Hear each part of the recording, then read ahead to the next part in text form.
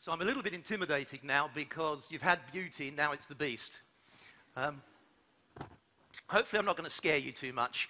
The things that I want to talk about today are really important to me. We feel, we see, we know there is so much change emerging through the world. So what I want to do is kind of lay out a dozen or so megatrends just to give you a sense of what I see as the issues that are driving underneath those megatrends. I then want to think a little bit about how some business models are starting to change as a result of the way that we adapt and adopt technology. I then want to spend a couple of minutes just thinking about, so what are the challenges, therefore, for the way that we work, for the way that our organizations might look in the future? And I want to then present a couple of propositions around the underlying challenges we face, because I don't believe they are actually technology-related challenges. I think they are challenges about society, about us as people. And they're about mindset, and they're about leadership. And hopefully one of the other things that you'll pick up through the next 30 minutes is a sense that these things are really connected with much of what else you've heard during the last day and a half. So really, I'm going to be talking about the future of life, the future of society, the future of business. And I think we're at a point where the way that we progress, the way that we change our societies, the way that we change our lives is only by reimagining them. So much is going to change, and I kind of struggle sometimes to articulate my sense of how much change we might see. But I'm kind of thinking we might see more change in a couple of decades than we've seen in a couple of 100 years. And that's quite a bold statement, and hopefully we'll get a sense through the next little while about why I think that's the case. And I want to start with something that I think someone mentioned yesterday, and that's the United Nations Sustainable Development Goals. Because I think they're a really interesting perspective, not only on the way that we think about sustainability now, because it's a much broader context than I think we've thought about it in the past. But also I think this starts to give us a really useful framework for how we move forward into the future. Maybe how we move forward not in a technologically controlled world, but one in which humanity prevails, a very human future. And when we look at the different aspects of the Sustainable Development Goals, we see issues not just about the environment, not just about life in water and on the land, but also things about eradication of poverty, about gender equality, about sustainable economics, about sustainable business models, about justice. So a whole range of different things that are not just important for how we do business, but are actually important and fundamental to how we achieve a very human future, how we make sure that humanity survives and thrives in an ever-changing, technologically driven world. So let's delve a little bit deeper into what are some of these drivers and what they mean for me. So if we think about sustainable consumption and production, what are the kind of things that we're seeing? Well, we're seeing an increasingly circular economy. We're looking for ways to recycle the waste that we have. We're looking to really understand how we create sustainable food supply and how we get it to the people who need it and the people that want it. We're looking for ways to really, what I would call, innovate to zero. So eliminate waste, think about how we manage and eliminate emissions in terms of how we generate power and energy, and looking at our carbon footprint. We're looking potentially to change the way that we manufacture, to think about where we manufacture, so increasingly localized production with microplants, to de-industrialize some of our society, and maybe create some smart goods by putting technology into the things that we need to live our lives, to work in our businesses, to run and manage society. And we're also seeing this convergence of energy and the environment. So how do we create sustainable energy? How do we look at new ways and new fuels, fracking, careful how I say that, and methane hydrates? But not only that, how do we invest in other areas, geoengineering? How do we preserve our natural resources? How do we manage not only what we use, but the way that we use it? There's certainly some encouragement with a lot of work that's going on in this field. I was speaking in a workshop at energy futures conference in Tampere, Finland, last week. And one of the things that becomes abundantly clear is when we look at the developed world, we see an incredible opportunity to create the energy that we need with zero emissions. It's within touch. But we have to pay attention to the rest of the world because the rest of the world is not like Western Europe and North America. So we can't convince families in the Philippines to stop burning coal because that's the only way they survive through the winter, through needing to create heat in their homes, needing to cook the food that they need. So the solutions that we need go much wider than just thinking about what it is we need around electricity and other types of energy in the Western world. I think we're seeing an increasing opportunity to enhance ourselves. Now, the transhumanists are the kind of people that think maybe we're on a natural evolutionary path so that humanity merges with machines. Others were just saying, well, look at the kinds of technologies that we're starting to see. We're starting to see people trying to understand how we radically extend life, how we use nootropics in order to help our cognitive function, how we think about genetic modification, even things like brain-computer interface. How can we control devices wirelessly from our brains? Is it possible for us to actually upload our thoughts and our dreams into an external device and make them accessible to other people? Now, this idea of human enhancement feels a little bit to me like magic and science blurring.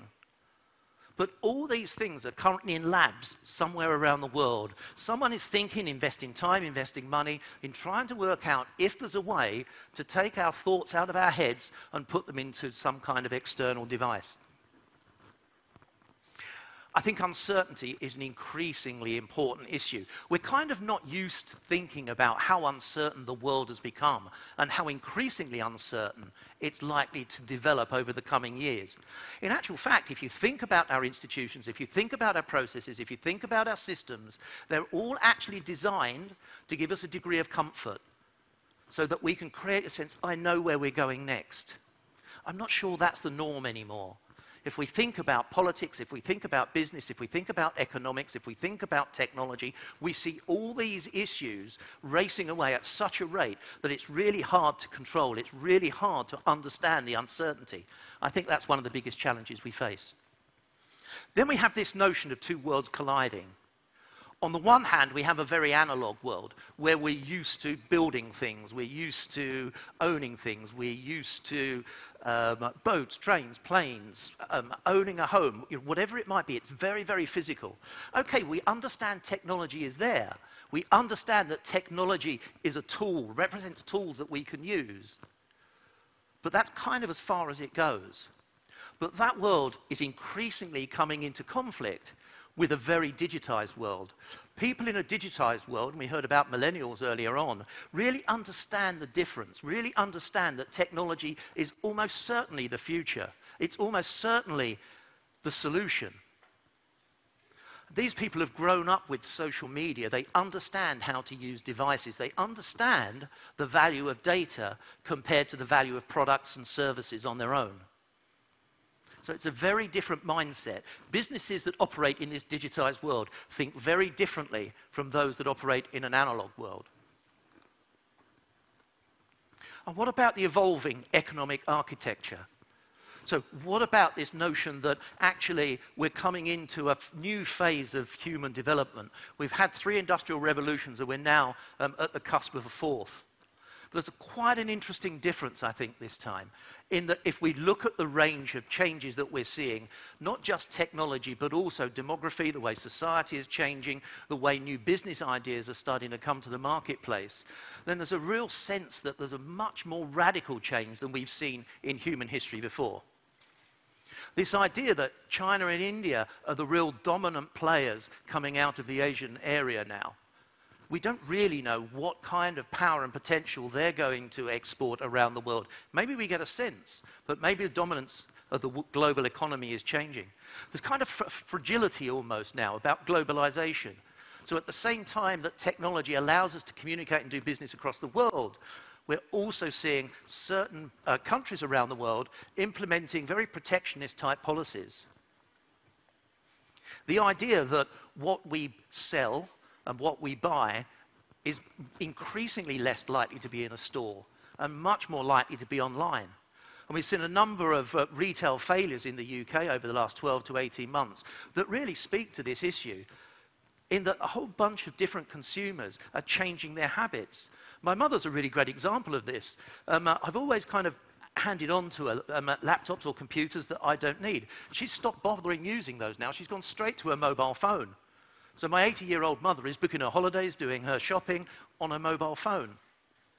So as older generations, as well as millennials, get it really into this technology, I think we're going to see that issue accelerate. But what about universal science and technology? Because we're seeing an enormous amount of development going on in this field. Be it nanotechnology, be it 3D printing, 4D printing, virtual reality, augmented reality, artificial intelligence and robotics, to name just a few. And for me, this is why I feel that we are on the verge of seeing such fundamental and radical and disruptive change than we've ever seen in the past. Because if we think about those previous industrial revolutions, broadly speaking, the big technological changes happened almost in isolation, be it steam engine, be it the discovery of electricity, be it desktop computing.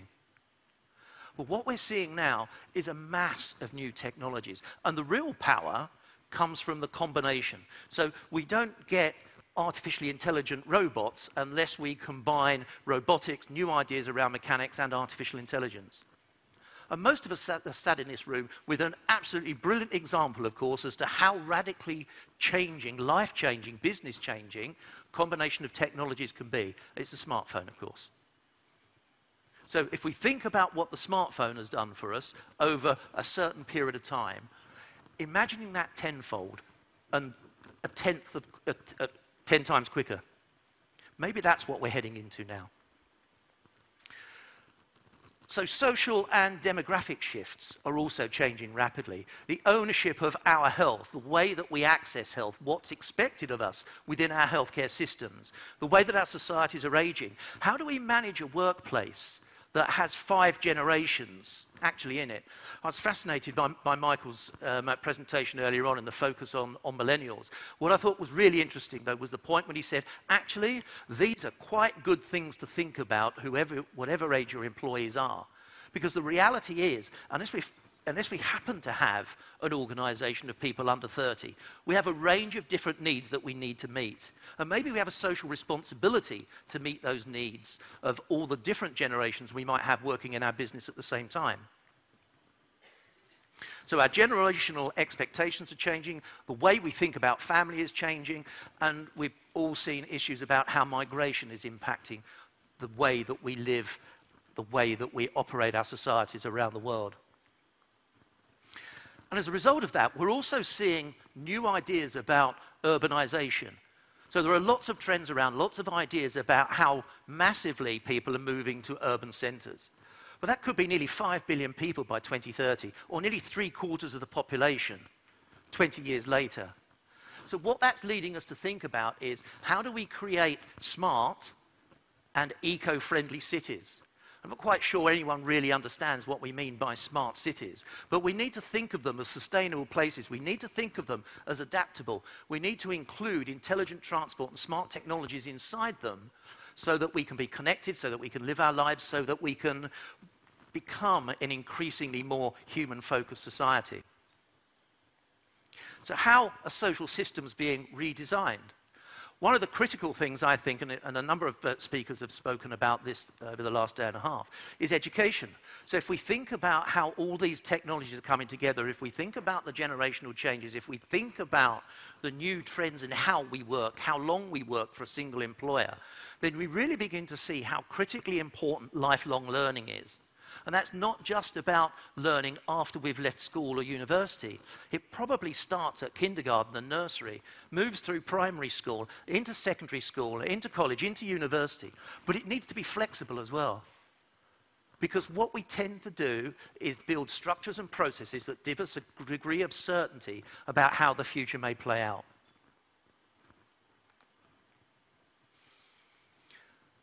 And I think it's really hard to overestimate the impact of exponential and disruptive as a critical driver of where we're going in the future.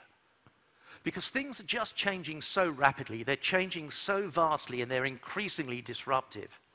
So we've spoken a little bit about the technologies. Science is moving at such an incredible rate. Look at some of the things that we're seeing around infrastructure, around autonomous cars. There are a lot of cities around the world that are currently saying, by about 2040, we want to ban fossil fuel cars in our city centres. I wouldn't mind betting that that's brought forward and that by 2040, we're banning manually driven cars from our city centres. We kind of started with the autonomous cars from the hard end because we want the autonomous systems to interact with unreliable humans. But once we have roads full of autonomous cars, all of a sudden we almost totally eliminate road traffic accidents.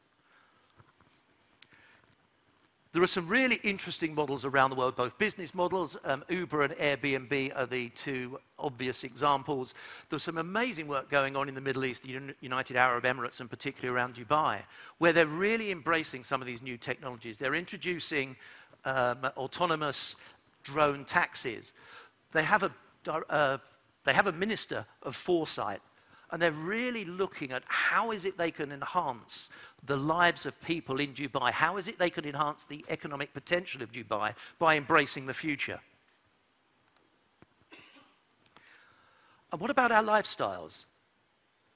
We're increasingly looking for ways to personalize our experience of the things that we buy, the services that we use. We're constantly looking for new holiday and vacation experiences that are based on experience. Maybe virtual reality, augmented reality helps us there. Maybe in the future we'll be able to taste the food, feel the bed linen, smell the fragrances of the hotel we want to visit in Asia before we step foot on the plane. Maybe those immersive experiences become so good we don't need to travel to experience them. Maybe these technologies actually open up a broad range of experiences, travel experiences, that we never thought possible. So let's think now about a couple of ways that maybe business models have changed. And I also want to cover one example where an existing company is adapting and adopting new technology to really challenge a number of different business sectors. So if we think about procurement, at one time, procurement as a function was about the purchase of goods and services. Increasingly, it's moved along to the right, thinking about what is the value that we want to get out of those goods and services, not just the cost, but the real value to our business. And how do we make sure we have security of supply? Increasingly then, procurement has gone into, so what are the platform solutions we need? Not just the products, not just the services, but rolling all that in together. And how does that change the way that we make sure our businesses continue to perform? Increasingly now, we're looking at sustainability and innovation in the way that we purchase things, not just for the sake of the things that we buy and that we need for a business, but also to roll into the way that we make our business work, that we develop our products and services. And something similar has happened in telecoms as well. So telecoms companies in the past were very much about providing the infrastructure, the wires, the pipes. They then started to move much more into creating platforms and services. And I'm sure we can all think about the mobile phone sector as a really good example of this.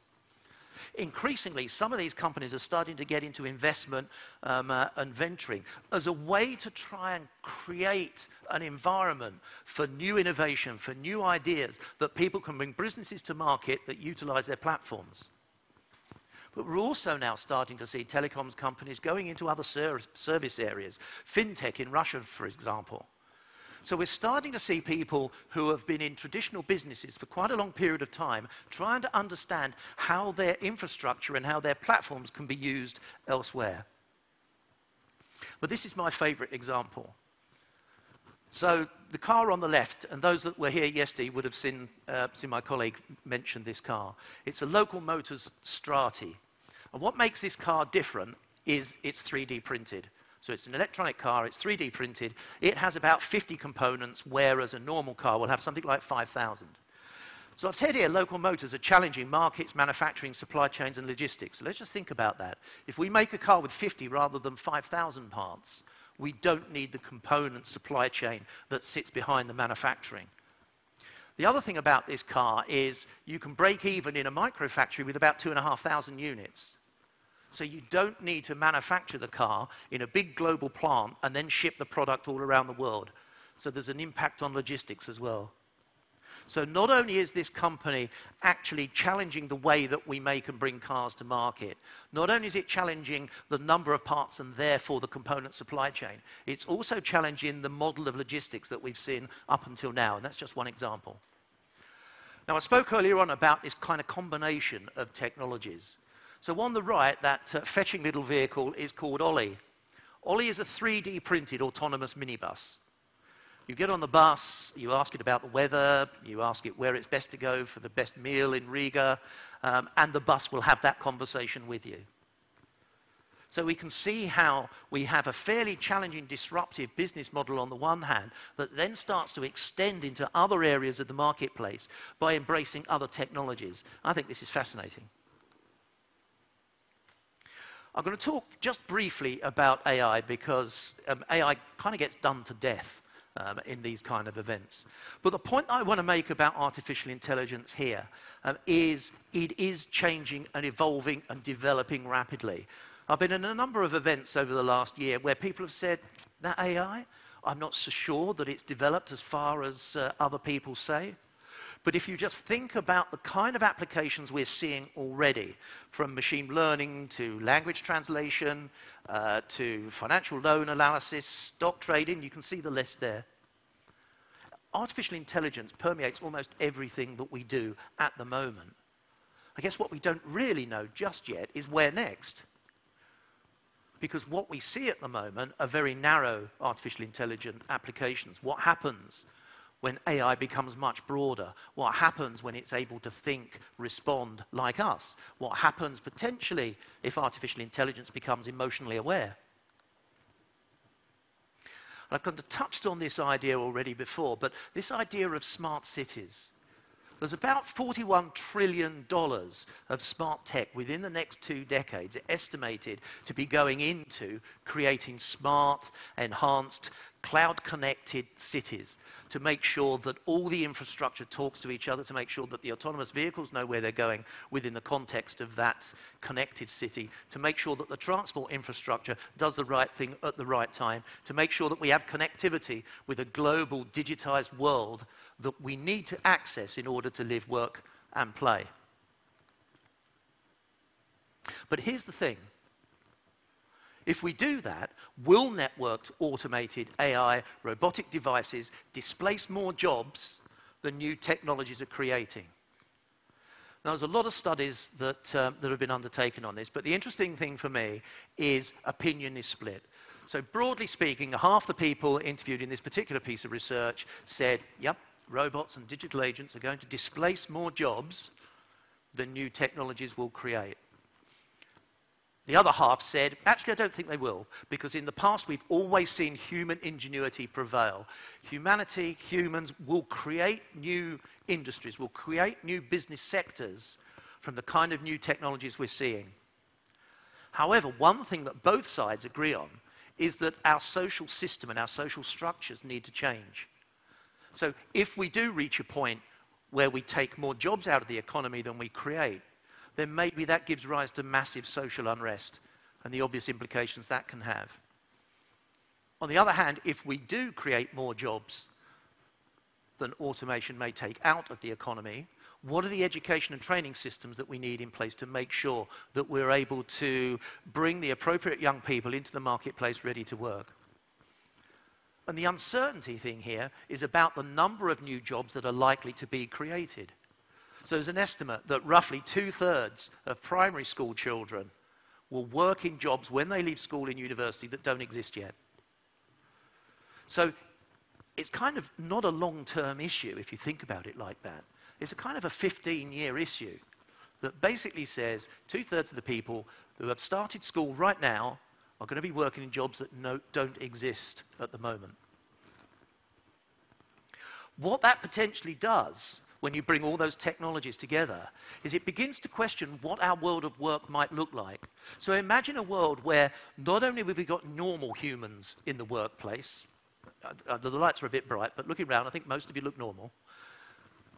But what about enhanced humans? What about those humans that have chosen to merge themselves with machines? What about those that have embedded artificially intelligent implants to help their efficiency, to help their cognitive ability? What about robots? What about androids? What do we do when we're competing with an artificially intelligent robot for the job that we desperately want? Because that robot won't want to take holiday, won't want holiday pay, won't need sick pay. So how do we create a level playing field in a workplace like that? How does it change our ideas about supervision? How does it change our ideas about how we work with colleagues when some of our colleagues might be machines? And this starts to set up the mindset challenge. And I think we have a choice. As organizations, there's a choice here. So we can play by the rules of the game that we've used in the past. But if we always do what we've always done, we always get what we've always got. But I don't think we do anymore. Because I think standing still is tantamount to going backwards. So maybe we need to create a new game. Maybe we need to understand what the opportunities and challenges are and ride with the disruption rather than fight against it. I think the big challenge here, though, is also for large organizations, large companies, because how do we change our DNA? How do we stop doing the things that have been successful for us in the past and do something radically different that makes us feel uncomfortable, that makes us feel uncertain? That kind of gets wrapped up with the notion of change that I have, which is that we don't resist change, we resist being changed.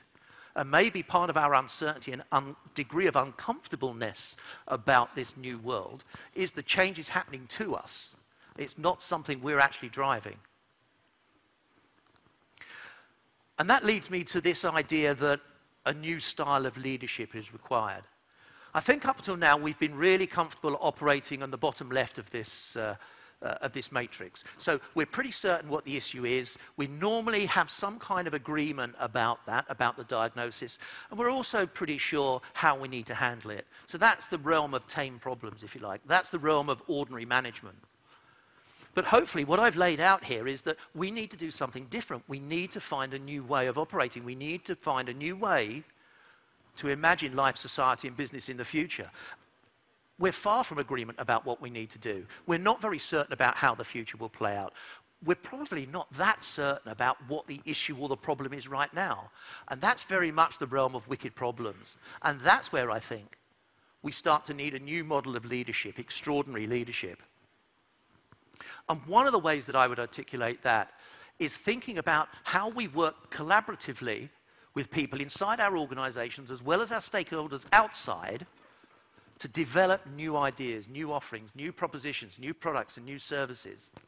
Because I think we're going to need to find a critical differentiator in the future. If automation progresses at the kind of rate that I've outlined, then we'll all be creating products and services that look exactly the same because we'll all be using exactly the same technologies.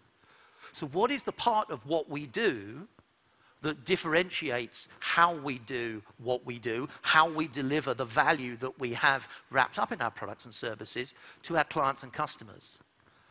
And for me, leadership in the future is very much going to be about how do we accelerate the way that we learn? How do we change our notion of collaboration? Not just cooperation, which I think happens a lot now, but genuine collaboration. And not just with people outside our organization, but also across our teams. How do we become more curious? We need to get used to working with complexity because that's where we are. One of the things that makes it complex for us is how certain the future is how rapidly and disruptively we're experiencing the change. How do we exhibit empathy? Because if we think about the challenge of the potential of automating jobs out of the economy, we're going to need to take a new mindset, need to think about new ideas, maybe look at universal basic income or universal basic services to make sure that we have systems and ideas in place to avoid the degree of social unrest that maybe we could face. And I think what's going to be increasingly important, and as a futurist I would say this, wouldn't I, is foresight, scenario thinking, just looking around at what's happening now, what are the critical driving forces, how might they change in the future, so that we can create scenarios to help us develop and build resilient and flexible strategies. Because up until now, traditionally what we do is we build a single point strategy towards our favored future. And we probably only do that thinking over maybe a 3 to 5 year time period. I think we're going to have to get better at becoming more flexible, becoming more resilient. And I think I'd wrap all this up like this, saying we have an opportunity to change, but we need to be the change that we want to see in the world. And that's critically important if what we want to achieve is a very human future. Thank you.